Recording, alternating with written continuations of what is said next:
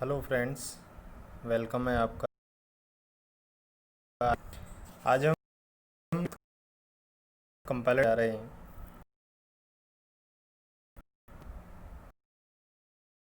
First of all you have to know what is code optimisation.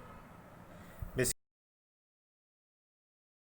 Thing is minimum in the sense of capacity in the terms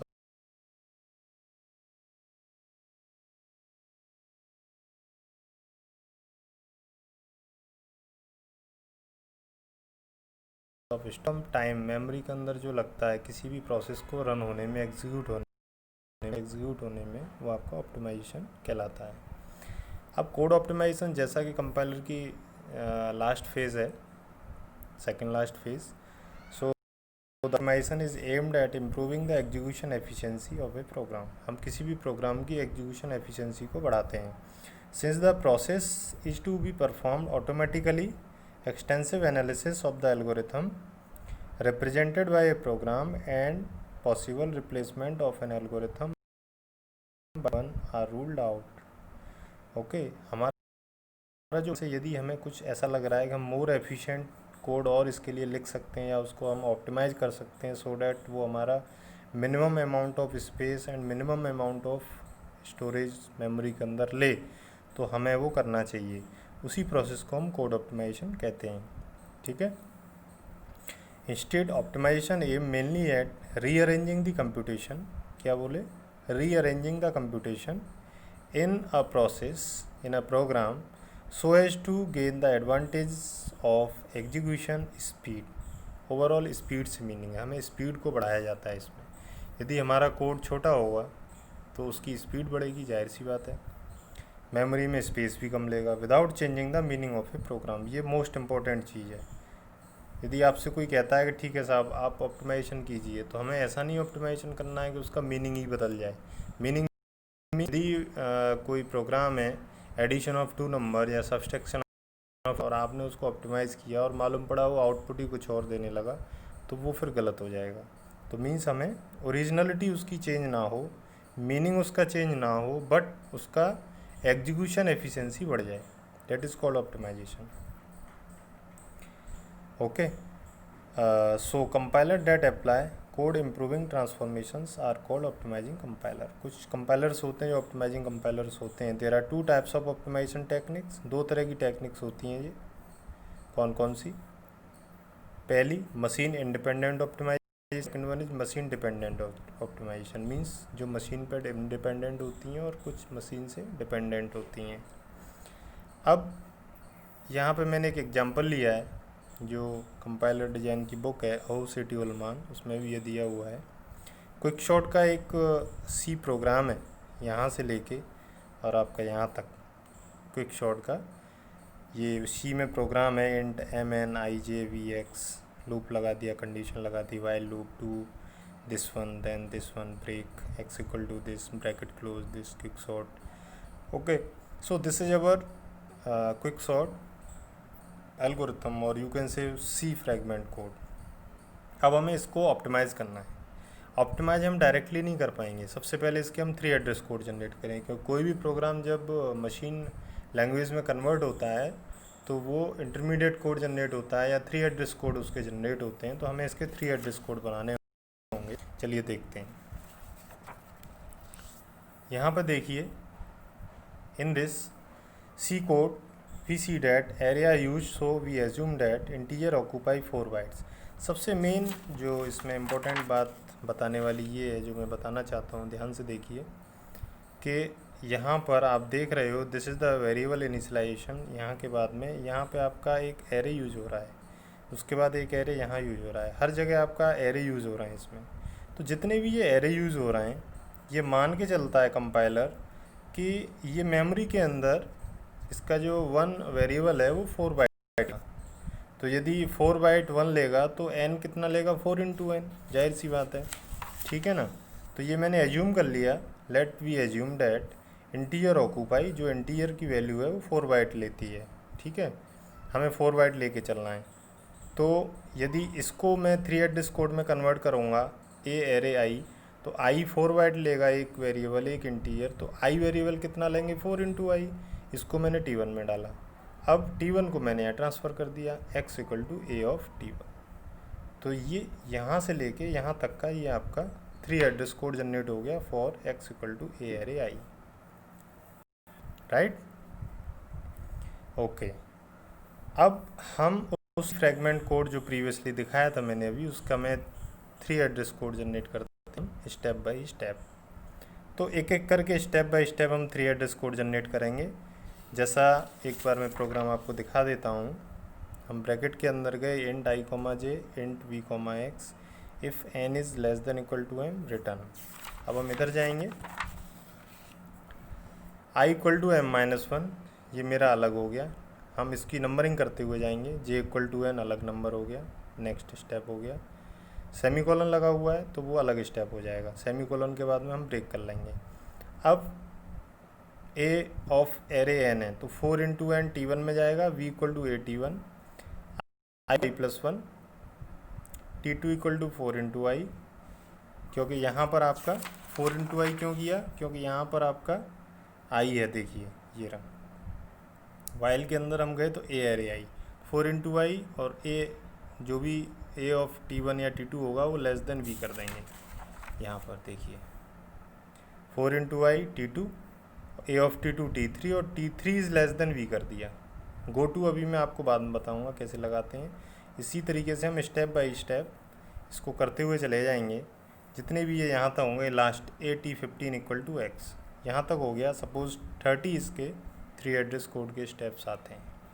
अब हमें क्या करना है, अब हमें ये गो टू लगाना है। गो टू कैसे लगाएंगे, हमें जो भी प्रोग्राम है उसको बहुत ध्यान से देखना है, बहुत ध्यान से समझना है, और उसमें हमें ये चीज़ देखनी है कि प्रोग्राम का फ्लो कैसे हो रहा है, किस स्टेप से किस स्टेप पे वो जा रहा है। जैसे यदि मैं इसकी बात करूँ, क्विक सॉर्ट, तो यहाँ पे मैं देख रहा हूँ इनिशियलाइजेशन के बाद में आ गई, इसके बाद i equal to m minus one, j equal to n, v equal to a of n, ठीक है। इसके बाद वाइल लूप लग गया, वाइल लूप की बॉडी स्टार्ट हो गई, वाइल के अंदर ये 2 डू हो गए, तो ये डू वाइल लूप है, लूप के अंदर लूप, वाइल के अंदर डू वाइल लूप हैं 2, ठीक है। फिर ये कंडीशन आ गई, फिर ये आपकी एक्सप्रेशन आ गया, बॉडी क्लोज हो गई। तो हमें फ़्लो देखना है कि कहाँ से कहाँ हमारा फ़्लो चल रहा है।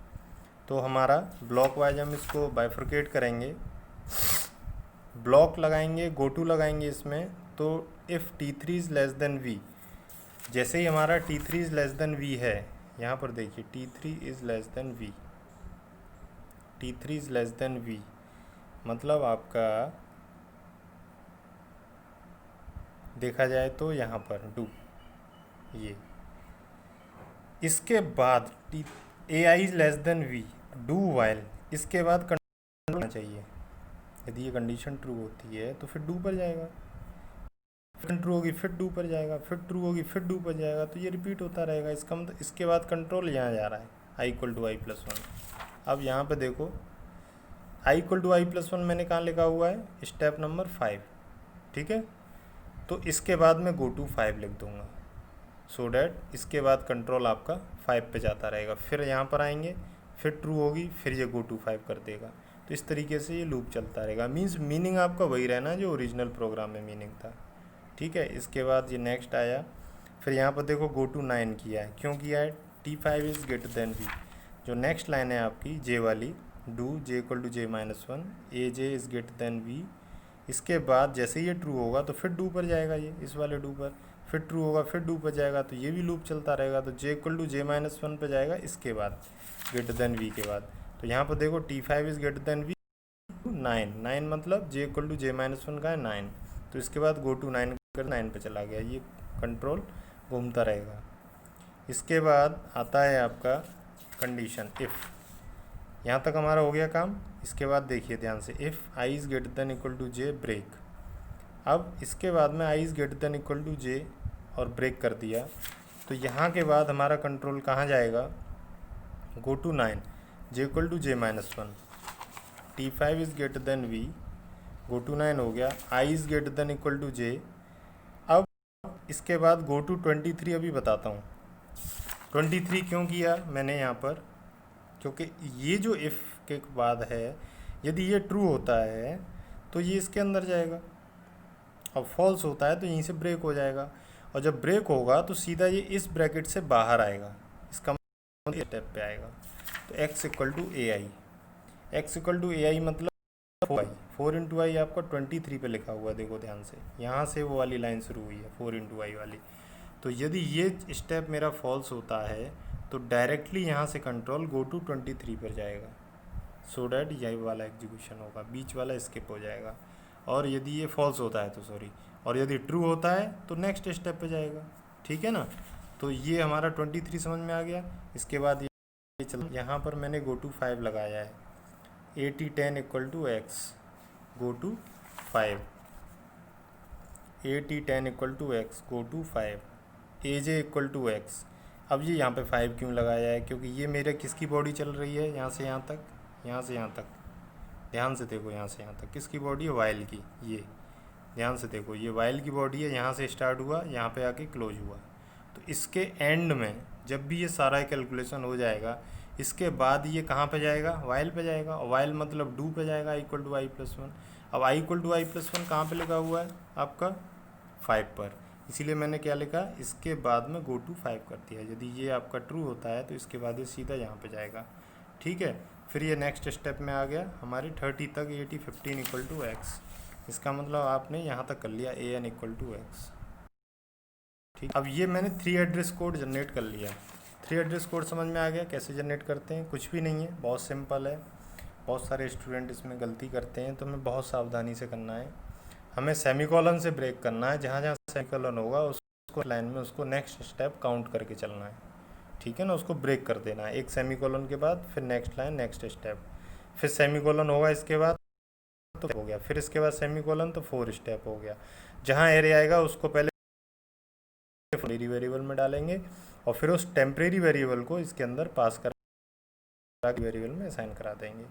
फिर उस हिसाब से कंडीशन लगती हुई चली जाएगी। जितने भी स्टेप आएंगे 30 35 40 50, उससे कोई प्रॉब्लम नहीं है, ठीक है ना। क्योंकि अभी हम ऑप्टिमाइजेशन नहीं किया है इसमें, अभी हमने जस्ट कोड को 3 एड्रेस कोड में जनरल प्रोग्राम को। अब क्वेश्चन क्या आता है, एक तो यहाँ तक भी पूछ लेते हैं कि ये एक सी में कोड है, सी फ्रेगमेंट कोड है, and generate the 3 address code. ये वाला काम 3 एड्रेस कोड जनरेट करना है, ठीक है, 2 मार्क्स 3 मार्क्स या 5 मार्क्स में। कई बार क्या होता है, ये 3 एड्रेस कोड देता है और बोलता है कि ब्लॉक्स बनाइए, ड्रॉ द बेसिक ब्लॉक्स, या इसको बेसिक ब्लॉक में कन्वर्ट करो, ब्रेक करो। तो हम नेक्स्ट वीडियो लेक्चर में 3 एड्रेस कोड से बेसिक ब्लॉक कैसे बनाते हैं बताएंगे। Thank you.